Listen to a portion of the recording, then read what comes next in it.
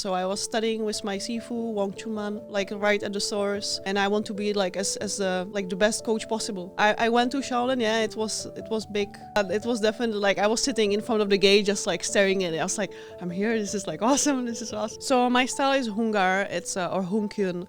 So this one is sometimes also called tiger and crane because we have 5 animals and the 2 famous ones are tiger and crane. Yeah, and the stands are quite rooted. Our techniques are quite often straightforward, like shorter ones, but we also have like long and relaxed ones, like circular motions as well.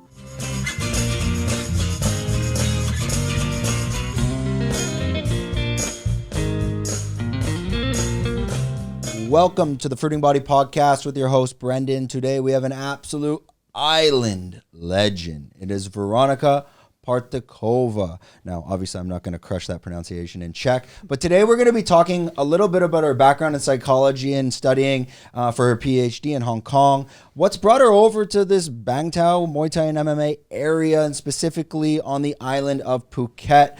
She is a Kung Fu teacher. She also has her own podcast called Fight Waves. It's Waves or Wave? Fight Waves. Fight Waves, got that. If you're wondering who we are, Fruiting Body Podcast, we're a medicinal mushroom company on the island of Phuket. So we're doing stuff like lion's mane, reishi, cordyceps. That's why we are called the Fruiting Body Podcast. The Fruiting Body is essentially, it's the fully developed life cycle of the mushroom. That's what you see in the grocery store. That's what we're taking. We're using that product. We're putting it in capsules. It's great for brain health, your immune system. Actually trying to, give back to the world and leave an impact when I leave it. Hopefully it's soon. No, I'm joking. Okay. Don't forget to like, subscribe. We've got timestamps down below. So there's a lot of different chapters if this is about an hour long, and you can navigate the podcast much more easily. So without further ado, let's get this podcast started with Veronica. Well, first, thank you for joining us. Thank you so much for having me. Awesome. Thanks a lot. Now, we're going to get into your backstory a little bit, you're from Czech Republic, correct? Yeah, from that's Czech? Correct. Now, do people say Czech Republic now or Czech? Well, they rename it to Czechia, but I think we don't really like it. Yeah, it's so if we are lazy, we just say Czech, but I guess that's not the right way to say that. Because when I grew up, I guess it was Czechoslovakia, and then there was the war. We had a lot of people, because it would have been Yugoslavia. When I was a kid, a lot of, I guess it would have been people escaping the war came to my school. I remember them coming. I don't know how, I guess we're jumping in that part of the podcast. Can you explain like growing up in Czech, what was it like as a kid, especially with the war and, kind of the country being divided as well? Well, Yugoslavia is a different country, so that's Croatia now. Okay. So it's a different part of Europe. So the country actually split when I was a kid, so I don't really like no war for me. Okay. And what was it originally as a kid? It was known as Czechoslovakia. Czechoslovakia. Yeah. Which is, so it's Czech and Slovakia, this split. Yeah. But we are still we have different languages, but it's very similar. So we can communicate and we can watch movies in the other language. And so we are pretty much still brothers, kind of. Yeah. Interesting. So you would have been too young to really see that happening. And then as you're saying now, it's moved as it went from Czechoslovakia then we took it on as Czech Republic, and now it's changed again? No. They just add a new name for the map, so it's not that long, so they have a version to make it shorter. Okay. So I was just in Hong Kong. I remember I was walking on the from one class to another, and one of the professor was like, "Hey, do you know that your country just changed the name?" It's like, what? And it's only just to make it shorter, kind of Yeah. So you can use both still. Oh, okay. And why are you saying on your side most Czech people they don't like it, or? I guess because it sounds a little bit like Chechnya or some other name, so people then are like, oh, so you are somewhere they completely misplace us on the map. I got it. Yeah, I guess it could be open for interpretation. People get confused. It's the same. I used to live in Taiwan and I live in Thailand, and it's this you go back home because people back in anywhere I'm Canada, but U.S. and Canada, these people, they've never traveled. They know Mexico. That's about it. So when you're living in Taiwan, they're like, oh, you live in Thailand. And then now I live in Thailand. They're like, you live in Taiwan. It's they confuse it all. Okay, let's jump past that. We're going to jump right into the backstory. That's usually what we do in this podcast. We want to understand, Veronica, tell us a little bit about your childhood and growing up in Czech Republic. Well, so I was around 3 years old when I told my parents I want to do martial arts. And they told me no, because I'm a girl and girls don't do martial arts. So instead I had to go to ballet. And they kicked me out after like 2 years, because I remember I was like standing in this like hall and there was some, I think, taekwondo people training. So I was just watching them, like not doing any ballet at all. So and it took a few more years after I was like 10, 11. Then I like finally could like start training in karate. And then when I was around 18, I switched to Kung Fu, and then it brought me to Hong Kong. So the whole time you're just doing martial arts as a kid. Yeah. I mean, you're 3 years old and you decide you wanted to do martial arts. But I mean, what did you see? What drew you towards that? I mean, I don't remember anything probably past last year. But I actually don't remember that. But I think I probably saw something on a TV, like probably some Shaolin movie or something. I was big on Power Rangers when I was a kid, So when I was growing up, I either wanted to be a Jedi or a Shaolin monk. So yeah, Shaolin was a little bit like, easier. So I went that path. Which city were you growing up? Were you in a smaller town or? Brno. That's the second biggest one. Ah, okay. So same area as Yuri Prohaska then? Yeah. He's been on the podcast as well. Yeah. I don't know, maybe right before he won the belt. Uh-huh. Yeah, he was on. So that whole area, I mean, this is, when you're growing up there, it's still it's very countryside. I mean, being as a Canadian, we're kind of like trying to picture what that's looking like. These are very old villages, very old towns. What's it like in these cities? Or like, what is it like growing up in Czech Republic?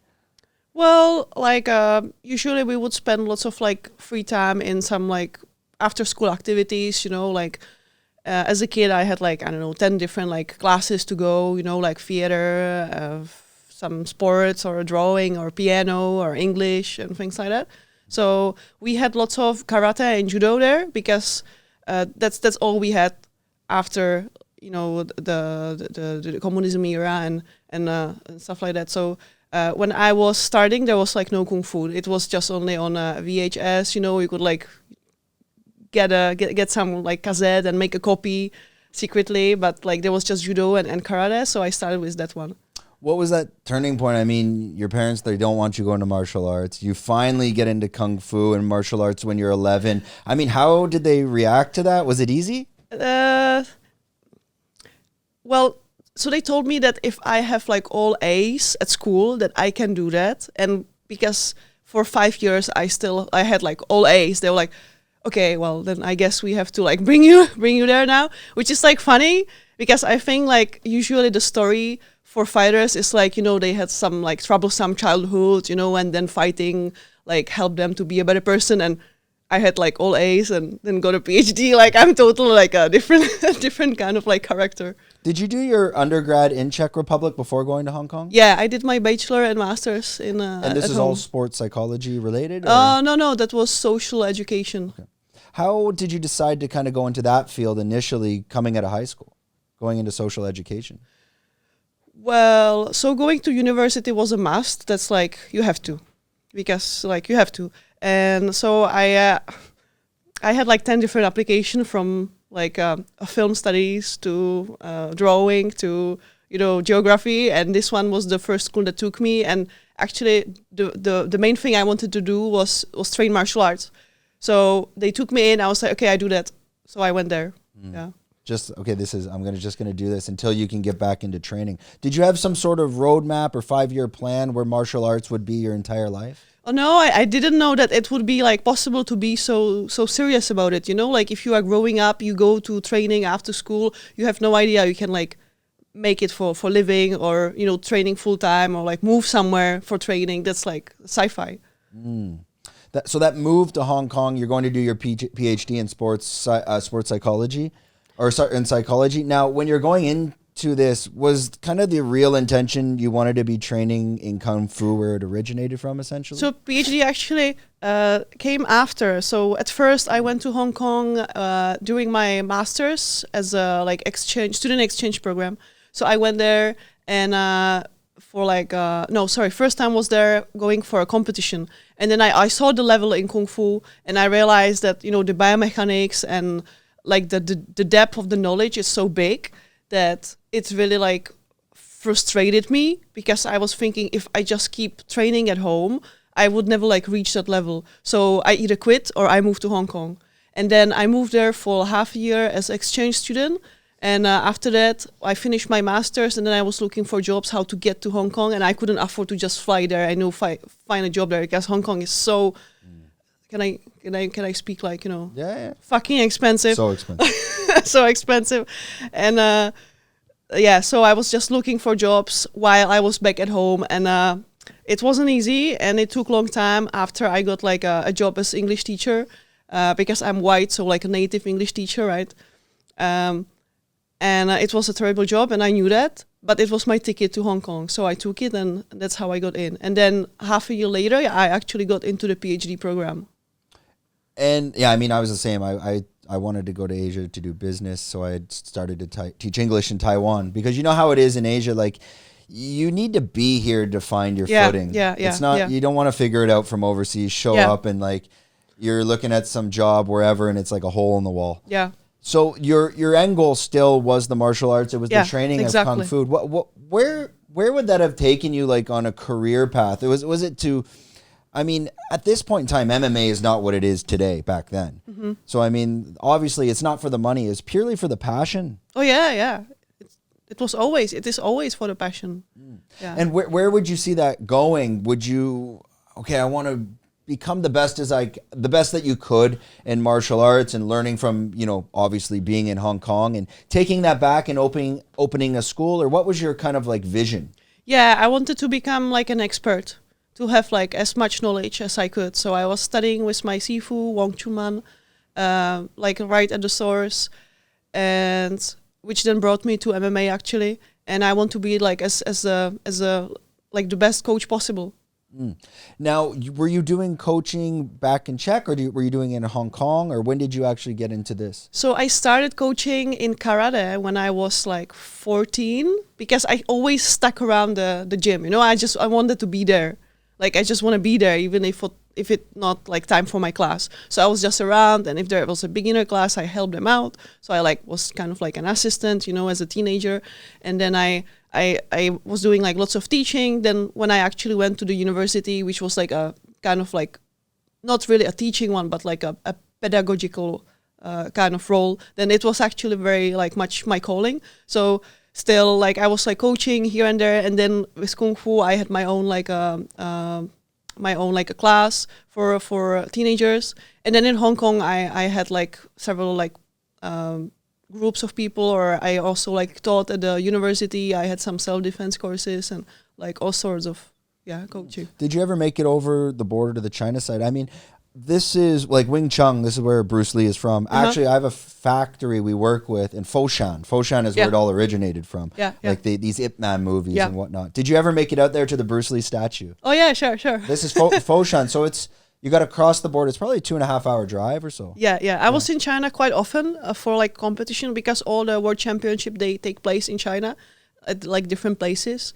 Like, I don't know, Wudangshan, or like, these like legendary places. So yeah, I was there quite often though. Did you take on any other types of martial arts, like Wing Chun, like these more Chinese traditional martial arts? No, only Hungar. Yeah. Okay. And Shaolin is obviously from, it's the location in China. Were you able to visit there? You mean Northern Shaolin? Yes, I was there, but my style is not Northern, it's Southern. Same like Wing Chun, it's the same like group of styles. I went to Shaolin, it was big Disneyland, so a big disappointment for me. But it was definitely like, I was sitting in front of the gate just like staring at it. I was like, I'm here, this is like awesome, this is awesome. There's different Shaolins, or what do you mean by that? Okay, so I'm not, so in Kung Fu, the knowledge is like huge, and some people specialize on history, which I'm not. I was always more towards the applications and fighting, but so there are supposed to be two Shaolin temples, one in the north, one in the south, and like the southern styles coming from the southern temple, but also there is like a stream of theory saying that actually this is not true at all. So, but yeah, suppose there is like one in northern China and one in the south of China. Are the original Shaolin temples still there, or they've been renovated? Like, can you visit them? Yeah, you can visit them, but for the southern one, there are actually a few of them, so it's unsure like which one is the right one. But yeah, they are there. There are schools around the temples, and like the marketing is going big, so you definitely can like join a true kung fu class, you know, when you're there. Are they temples or more like pagodas? Or I guess maybe it's it's very similar. I just know living like when I was living in China, it's like, you know, these pagodas, they look like these towers, right? And when you walk up and they like, it's like a big complex. So it's like lots of buildings, and it's like a big temple. Okay, let's talk more on the technique. I mean, what is the difference between Southern Kung Fu and like your style versus the Northern? Okay, so if you say Kung Fu, that means if you say Kung Fu, it means Chinese martial arts, but not really actually. If you say Wushu, it means like art of war or martial arts. But then we have like the traditional one and the modern one. So the modern one is what we got after the Chinese Revolution, when they like created this kind of like styles that have lots of jumps and gymnastics. And then you have the traditional ones, which we also call Kung Fu. So traditional Wushu or Kung Fu, which are like based on self-defense. And they have like different styles. Let's say that every village has their own style, you know, but like for the main ones, we have maybe, I don't know, 10, 20 styles that we can like divide. So if you split them into north and south, then let's say that in the south we have like firm stances. We don't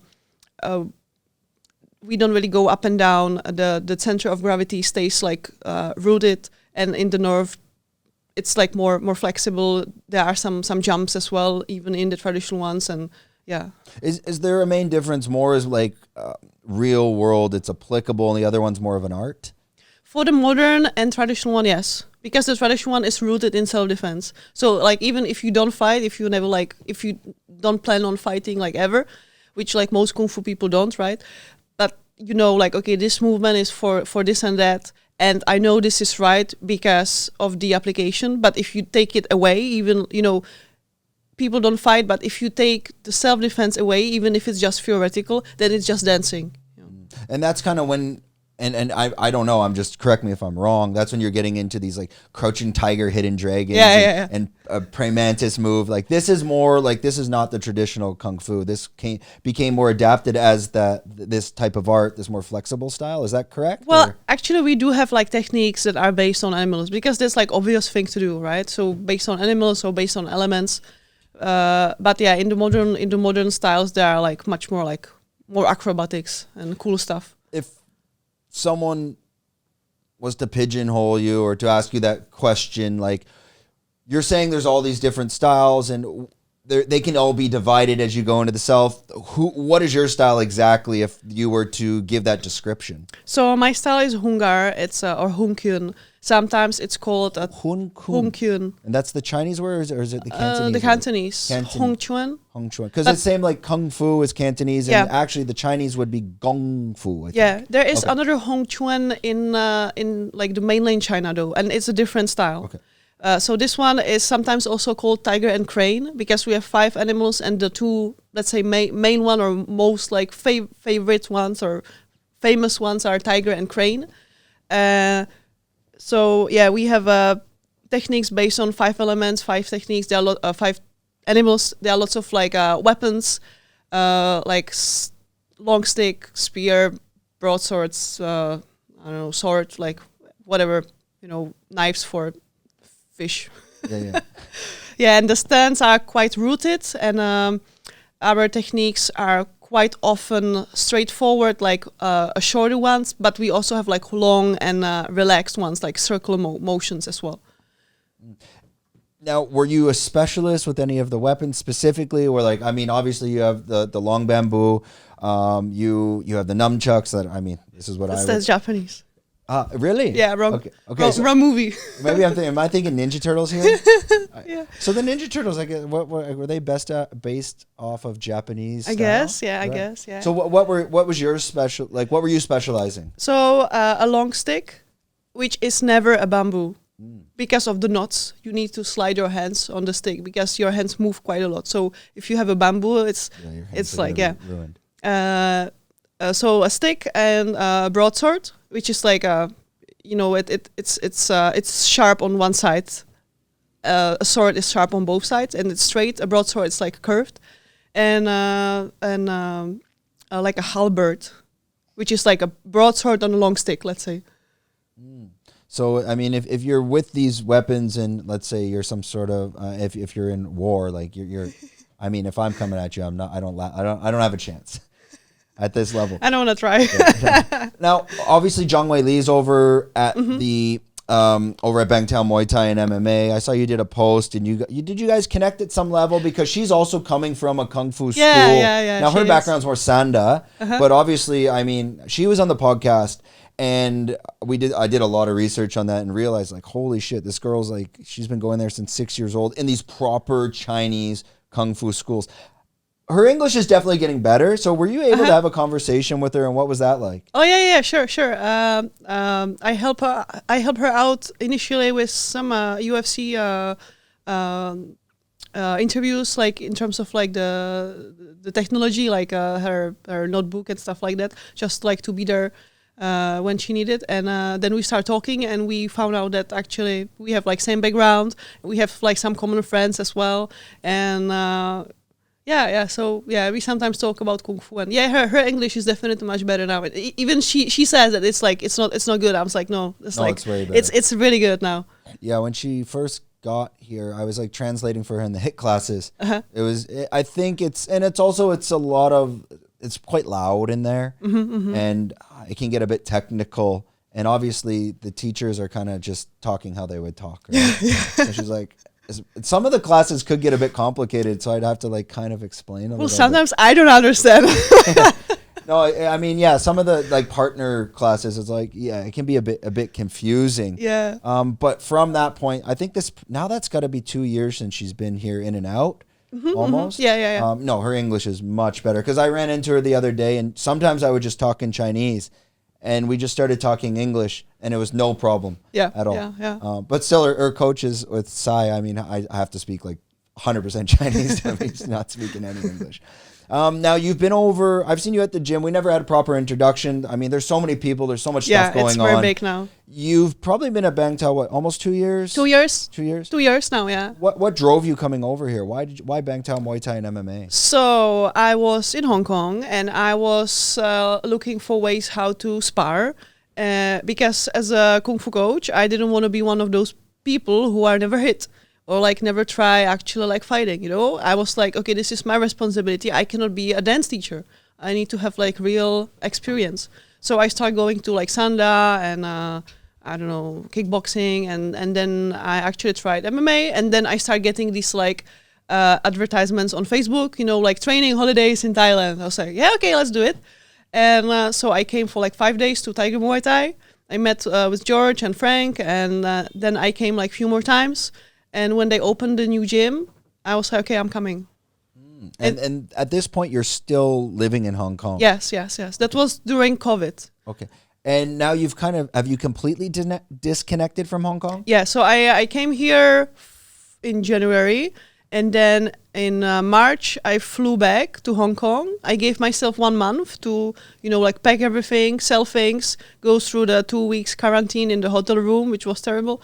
And then I moved here, and then so that was April 2022.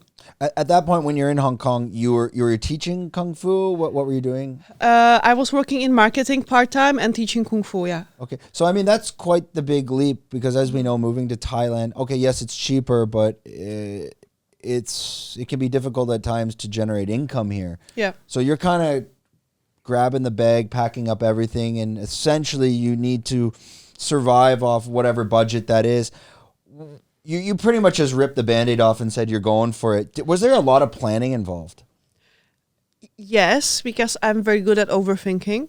So I had like all the lists and spreadsheets and stuff, but I knew I had to do it quickly, because if I give myself time to think, I knew this is something I have to do in order to, you know, continue in my MMA career. I knew I cannot stay in Hong Kong, but I also knew if I give myself time to think, it will be much more difficult, because Hong Kong really like made who I am. It was, you know, that's kind of my like birthplace. So I was like, okay, 1 month and no thinking.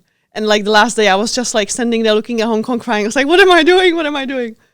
Do you regret any of that move, or is this the best decision you made? No, I don't regret. I was afraid I will, and I miss Hong Kong, but yeah, I know I'm supposed to be here now.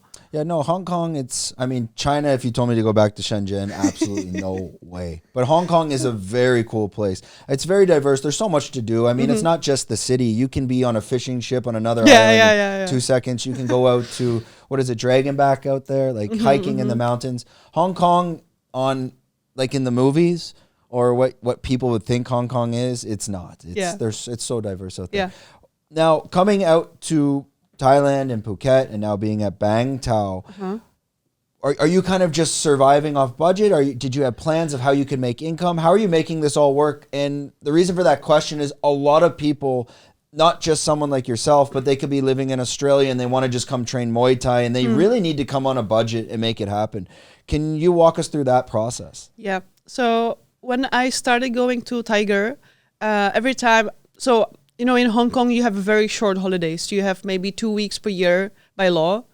And that was for me going back home to visit my family. So if there was like a public holiday for 3 days or so, that was the time when I could come. So it was, very short. Everyone was like, oh, I'm staying for 3 months. How about you? I was like, 4 days. And that was a lot for me. So every time I was like, how do I make it happen that I can be here more often? What do I need to do? So I was like thinking maybe I start like writing more or, doing this stuff. And then I just decided I have to change my industry completely so I can be more flexible. So I spent several years trying to like learn new skills and switch from working in academia to work in marketing so I can become like a remote worker. Yeah. And then now are you able to do that here as well? Yeah. So I still have the same job I had in Hong Kong. Oh, okay. Now, how do you balance that with training? Because I mean, for me, I can get maybe one in, lucky to get in twice a day, but it's clearly that's a lie. Yeah. But it's difficult, like to get 3 training sessions in while working. How do you balance that all? Like, or a better question is, what does your day look? How is it structured? So I train twice per day, and I probably could get 3 times per day, but I don't think it's smart. Like, you need to train hard, but you mainly need to train smart, right? And I'm not 20 anymore. Maybe I need more time to recover. I don't know. But I know if I train twice, I can get 100% to those 2 sessions. So if I do 3 times, then the third one is just not worth it. So I'm stealing that session from myself. So I train twice per day. So I wake up, I go training, then I work, then I go training, then I work, and then I work on my own stuff like the podcast or my blog or online coaching, and then I go to sleep. So I saw you at the gym this morning. Are you getting up at like 5:36 and kind of going to bed at like 9ish, something like that? No. We have a yoga class at 6:30, I think. You will never see me there, like ever. Okay. So I wake up at 7:30 and I suffer already. I'm not like, I'm a night person. So like at 10, 11 p.m. I can be like active. I need to like force myself to go to bed. So you're kind of doing your actual personal work at those hours. Yes. And now you're trying to clear. It's a long day. I mean, how do you find time for friends to go out, to enjoy, a dinner? I have to schedule it because I often find myself like in a place where I'm feeling like burnout and tired, and so that's a big challenge for me. There's most of the fighters at the gym. I mean, they're very different from you in the sense of they're here to fight. They're training. They're trying to get, whether it's a Muay Thai fight, a UFC fight, or whatnot. They're actively, this is what's paying the bills. Most of the people are there, but I notice you interact with them well. And can you talk about the dynamics of those friendships? I mean, do you provide advice from your psychology background as well? How does that all intertwine? Well, I don't see myself different because I have the same training schedule. There are people who train 3-4 times per day, but I think as higher you go, in terms of like the level of fighters, the more often you see people like being really careful about like their workload and how they recover. And the only difference is like, of course, the level. So like if I meet with girls who are like fighting in the UFC, then it's great for me because I can learn and I can discuss with them and I can like see what they did, so I can like follow their steps. I don't really like go around and say like, I'm a doctor, do you want an advice, you know? Well, I mean, and that's the beauty of Bang Tao. You meet people here. I met a guy the other day, and they'll come just for 2 weeks or a month just to bring the knowledge back to their gyms, not to be a coach, but to pass on to their colleagues. Yeah. Like you were saying, you're over here to get hit in the face, essentially, so the teacher can, you can pass that information on. How long are you really planning to stay here? What is your overall goal over the next few years, and using the skills you've acquired here? What are you going to be doing with that? Well, so for me, the first one priority is MMA career. So right now I'm MMA fighter, and I can coach later. I mean, now I'm working on my online courses, but as like in person, there is no like time limit for that. But there is a time limit for being a fighter, right? So I'm 35. It's not ideal. So right now I'm MMA fighter, and I put everything in there. Yeah, I mean, there's at any age of it being an MMA fighter, there's always going to be a short window unless you're some super heavyweight. Those guys can fight till they're 50. No one cares. Well, what do you see? Do you have kind of a roadmap built out at home where you can kind of see, okay, this is when I want to fight. Maybe I want to get 2 fights a year, 1 fight a year. I mean, if you're an overthinker, you're really structuring your stuff. Yeah, I have like notes everywhere. Okay. I have a whiteboard. I have like a cork board. I have like all the boards. Yeah, I think 2 or 3 fights per year would be great, but it's not really like in my control. Even as amateur, it's really difficult to get a fight as a woman. So sometimes it's more often now here in Thailand, especially if I'm willing to travel. So basically, I pour all my like money and savings into like going for fights, and yeah, in Hong Kong it was much like worse. So if I can to find a fight. Yeah. So like my last fight was in Malaysia. So I fought in Taiwan. I fought in Hong Kong, here in Thailand, somewhere else. So yeah. So most of these fights, though, I'm assuming are they usually last minute? I mean, meaning like maybe you get a month's notice. It's not like you're getting 3-4 months notice. Well, most of my fights were like 5 days. 5 days notice. Yeah, like since I got here, things changed. Like there are definitely better quality in terms of like everything, the preparation, but also like the event. But yeah, I had like 5 days notice most of the time, or 10 minutes. Did you ever have to cut weight or anything? Oh yeah, but not all the time. So like it really like there is a big spectrum on of like the weight that I'm actually fighting at. Yeah, that part. I mean, I maybe I should take up fighting. I need to cut weight a little bit. So these fights that would, I guess the question is more like you always have the option to go do Muay Thai at Bangla every single night and fight someone. It's so easy. I mean, it's very easy to get these fights, but obviously MMA is much more challenging. Would you ever consider trying to do Muay Thai just because it's easier to get a fight? Oh, I have 4 Muay Thai fights. I just love the way you move in MMA more than in Muay Thai, and all the possibilities that can happen. Just like how your stance changes, because there is a possibility someone will try to take you down, while in Muay Thai you can, like it's the different way how you move. And I think that's like more primal. It's more natural for me to move in a MMA way. Yeah, and it's much more realistic. It's more dynamic. I mean, yes, Muay Thai and other martial arts like your taekwondos and even karates, there's limitations. Yeah. And not as real world applicable. Let's say in a street fight, you're probably the taekwondo. It's not gonna. It's only got so many options compared to if you have a taekwondo guy and a jiu-jitsu guy. The jiu-jitsu guy just needs to get him to the ground, and it's probably over. Right? Are you what are you focusing on, or how would you classify yourself as an MMA fighter? Are you a striker? You're trying to be well-rounded? Are you focusing on jiu-jitsu, wrestling? I'm definitely a striker. I think my ground and my wrestling got much better. So I'm like doing some like grappling competition as well, and doing this stuff as well. But striking is the part I love the most. You're doing jiu-jitsu every week? A couple times. So have you, what belt level did you get to now? Well, last time I had a belt on is like two years ago. Oh. But it's blue. And so you're mostly doing no gi? Yeah. I'm always doing no gi. Always doing no gi. I mean, obviously most people watching probably know the difference. Explain a little bit about the difference between gi and no gi. Also, gi, you have a gi on, which is A gi. a gi. Yeah. And but in terms of technique, I mean, there's limitations. There's much more.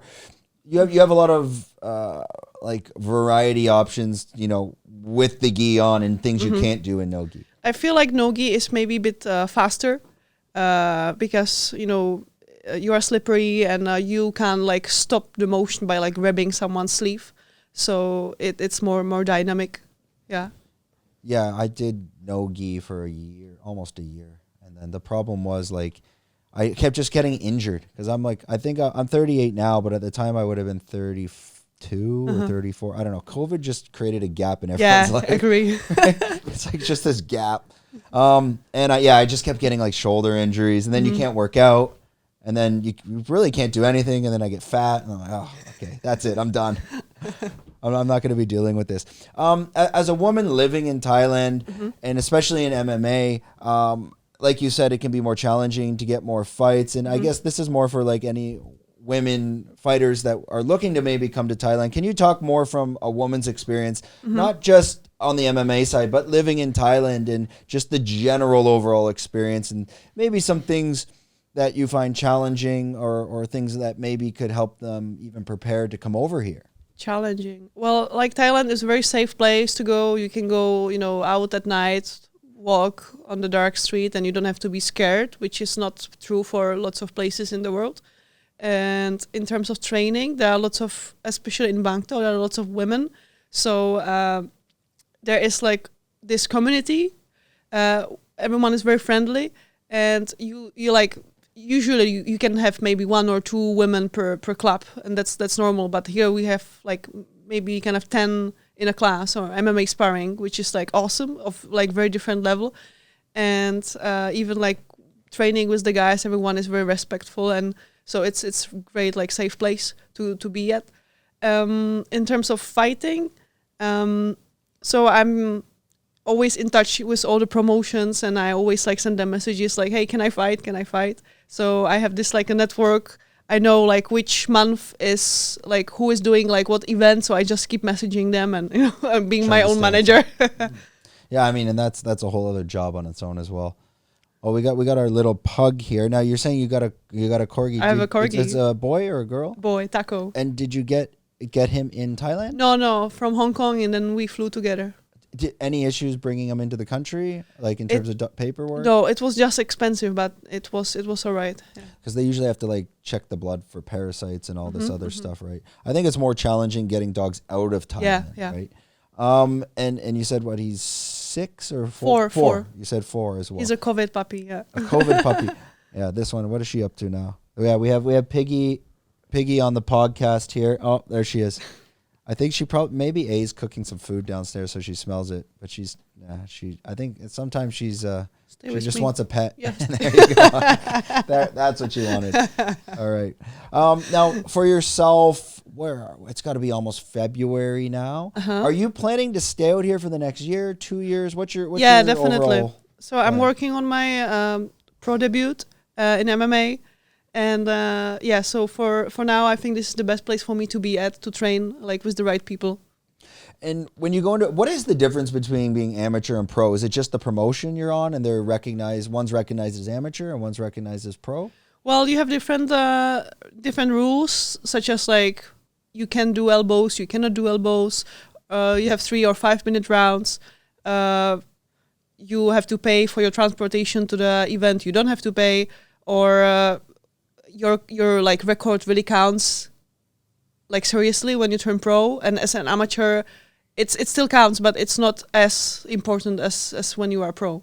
What type of pro promotions do they have in Asia that you could set your eyes on? Like, who are you giving calls out to? Well, like anything I see on social media, or I see my friends like fighting at. There are a few in Thailand. There are some in Malaysia, some in Philippines, lots of them in Korea and Japan. And coming into MMA at this age as well, what does your family think? Are they like, hey, whoa, be careful? Or are they very hesitant? Do they push back? I think they don't really realize like how tough it can be. So they're always like, "Oh, enjoy your exercise." It's like, yeah. But we have a deal that I never like video call them after a fight. Okay. So they ask me like, "Are you alright?" I'm like, "I'm alright," and that they didn't want to know any more details. They want to see like if you have a black eye or Yeah. anything along those lines. Remember my first fight? I had like a swollen lip. So I told my mom, and she was like starting yelling at me, and I was crazy. So I think now I trained her pretty well. Okay, to warm them up for that. I mean, I guess they don't want to see their child in any harm's way as well. Have your parents, have they ever been out to Hong Kong or Thailand? No. My parents are like 80, so okay. it's too far for them. Yeah, it's not an easy. And do you get to go back quite often? Twice per year. Twice per year. Mm-hmm. What's it like going back home? I mean, as personally like myself or anyone living in Asia a long time, every time you go home, you don't recognize the place you came from. Is it like that where you are? Yes, definitely. Because like you are growing, you are in place of discomfort quite a lot. And then when you come back to like your old place, it's like you are someone else. So you don't really fit in anymore. And do you still connect to like old high school friends or like when you go back, like, are you just seeing family? Are you able, because now friends, they're having kids, they have families. Yeah. I mean, people, they might leave your hometown. What's it like connecting back with them? I have few like really good friends around Kung Fu that I still like am in touch with, and some few more. So yeah, these are like the relationship I still keep even when I'm here. Like we are texting, and when I'm there, we go to a tea house and talk for hours. But any like elementary school friends, high school No, friends? not really. Start to. I wasn't really like I didn't have good time at the like elementary school. At elementary school. Yeah, this is, I mean, a lot of the times eventually, I guess at least we have Facebook and social media to stay a little bit connected, but you start to disconnect quite quickly. Yeah, and I was at some like a meeting with my classmates from high school, I think, and they are like same age with me, but they look so much older. Like you see, like the lifestyle is really like different. And how important it is actually to have some kind of training or strength training to like, keep yourself fit, that it can make a huge like difference. Yeah, and just even the mentality when you are from these smaller towns, it's usually blue collar. So in that sense, it's hard work. I mean, I go back and there's friends roofing or construction. I mean, do that 12 hours a day for 10 years. I mean, you're just putting miles on your body in a different way and your mind as well, because it's you got to pay the bills. Yeah. Now you're doing the podcast, Fight Waves. How you're on episode 7, I think you just finished. Yeah. How did this all come about? You're like, okay, that's it. I want to do a podcast. Was that always on the radar? Yeah, because I'm a storyteller. I want to keep telling stories, So I have a blog, I have a podcast.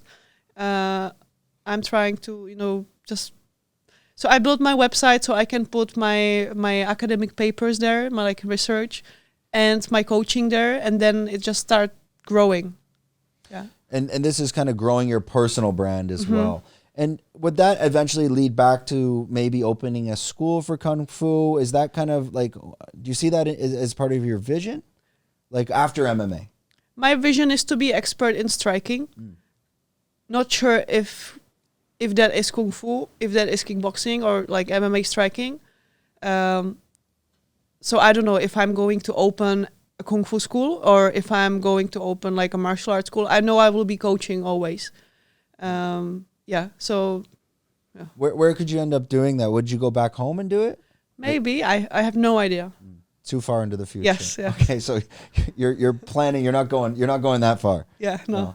Okay. And on your podcast, this type of content, you're doing a lot of like mental coaching as well. Could you talk a little bit, if people are coming over, and we'll direct them there and put links in the in the description here. Let them know a little bit about like what could they expect from this type of podcast. It's just you talking by yourself. I heard like you'll have a guest on. How does that dynamic work? So it's me only. Oh, it's you. Okay, It's only me. I listened to, I think episode 7, like 10 minutes. But you're not bringing any guests on at all. No, I plan to bring someone here and there, but mainly it's just me talking to myself at like 11 p.m. and then laughing to my own jokes, as my friends describe it. And it's just like stories that I don't know, when I went to China and when I competed for the national team and stuff like that I would like to tell. and kung fu and MMA and some like mental toughness. Yeah. Yeah, I mean, I guess these podcasts and those stories, you have that ability to release that information, but it's also like a time capsule for yourself. You can go back and maybe listen to when you're 80. Yeah. You might forget those stories completely, or those stories might change in your mind over the next 40 years. And telling it when you're at this age, I mean, you might be telling it a different way later and go back and listen. Wait, fuck, what the hell am I talking about now? I mean, the mind, these stories, they do change and adapt as well. Yeah. So you're over at Bang Tao, and you're planning to stay here until that kind of, until you reach that goal. You have that pro fight coming up as well, or planning to get this pro fight as well. We want to kind of, before we wrap it up, I always like to give it back to the guest, and we want to let you, like, if anyone are running these promotions, how can they actually get in touch with you? How can we help to make these connections happen? So, well, that's very kind.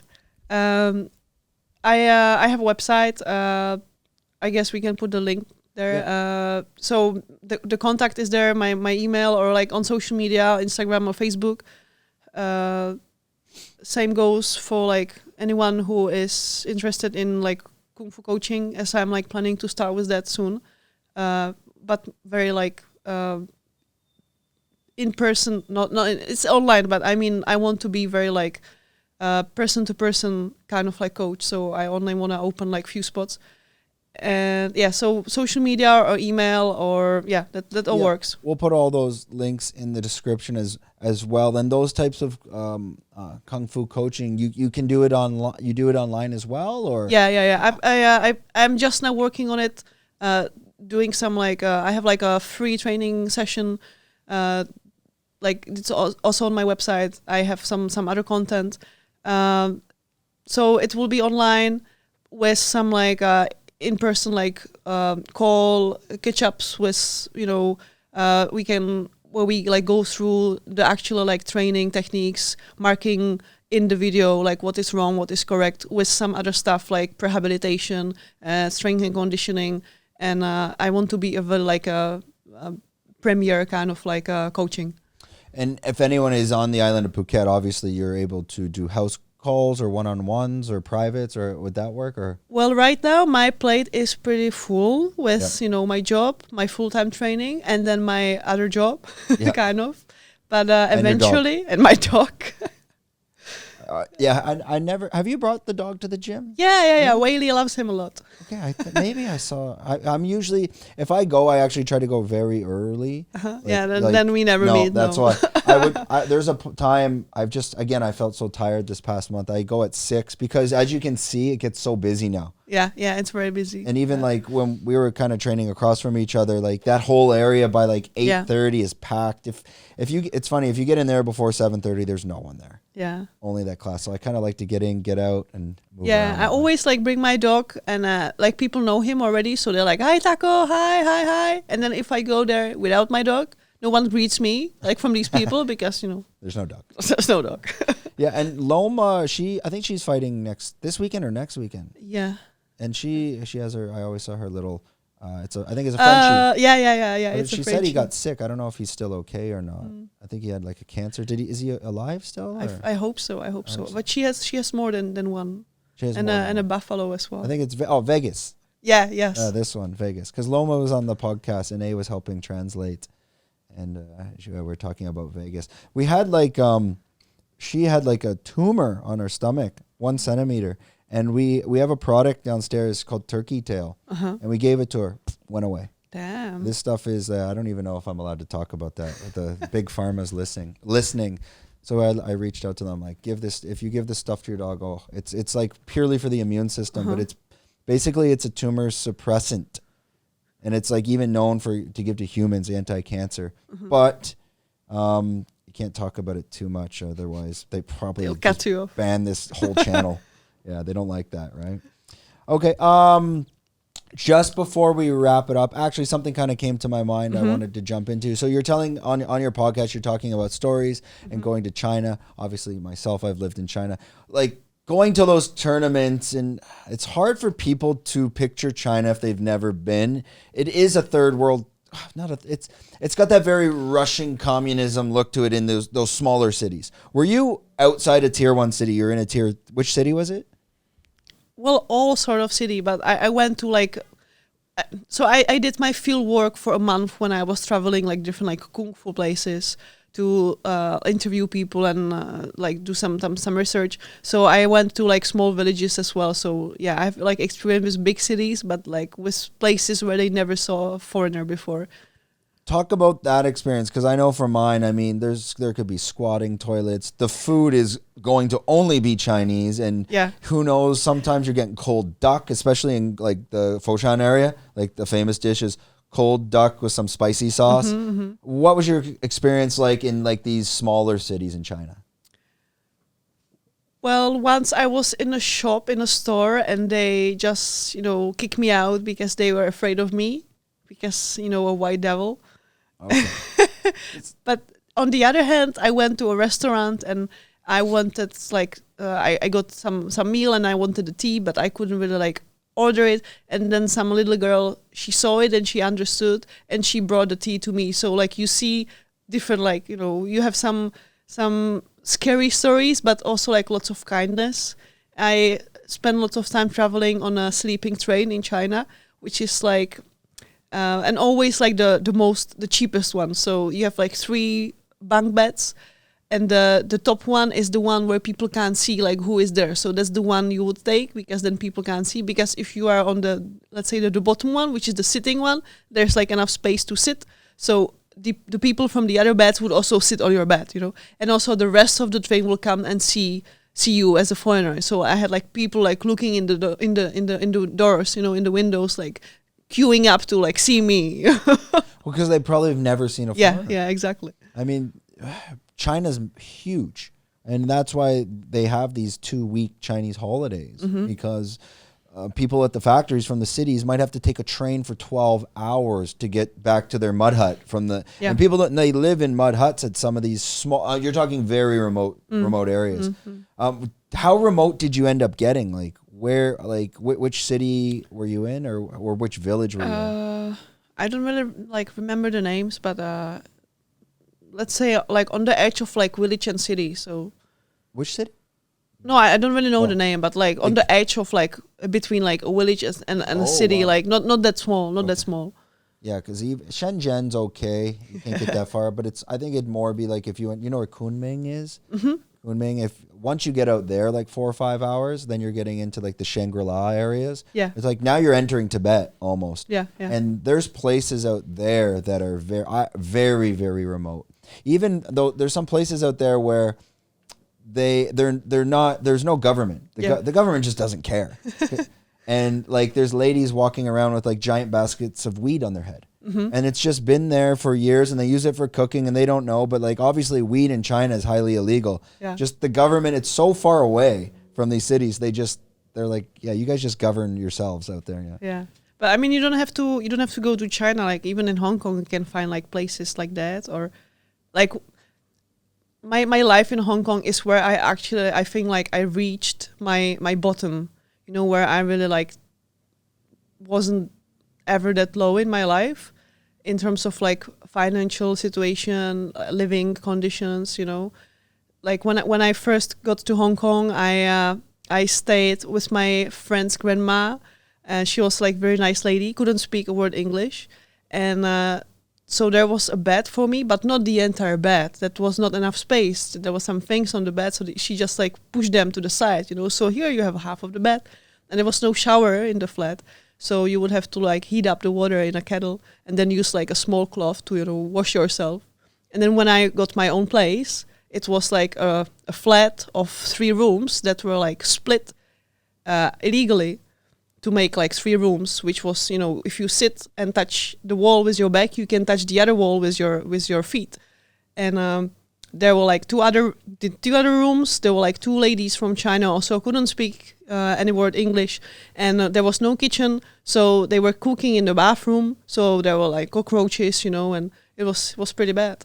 Oh, this is like Chongqing Mansion style. Have you stayed there? Yeah, of course. You have to. That's like a initial ritual. I stayed there so long ago. I remember. Same thing. I stayed with a friend I think I don't know remember why we stayed there, but like same thing. Like you could lay on the door and like stretch your legs out to the like end of the room. Yeah. They and that's Hong Kong in a nutshell. Like if you had an apartment the size of this studio in Hong Kong, that would cost probably in baht at least 100,000.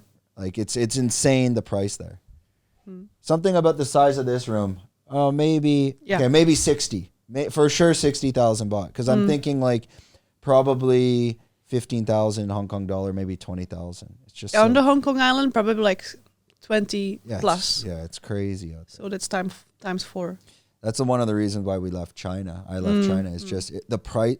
China, when I got there in 2011, was okay. You could get like a place probably the size of this whole floor for like 5,000 RMB. So what's that? Like 1,000, probably 30,000 baht when I first got there. Now it's like triple that price right now. Yeah. Like you wouldn't want to live there. It makes no sense anymore. Anyways, okay. That wraps up another episode. I've been rambling on too long. We will leave all the links in the description so you can reach out to Veronica on there. Thanks to Veronica. Thanks to Piggy for jumping on. I guess next time you could have brought your dog. Yeah, I should have. Yeah, you should have asked me. I said, yeah, bring him on. If there's anything else to pass it to, if you want to if there's anything else missing and you want the audience or you want to put some descriptions in and we can add some information, let us know. Yeah, I'm happy. All good? Okay, that wraps up another episode. I never know how to end these things, so don't forget to like, subscribe, and we are out.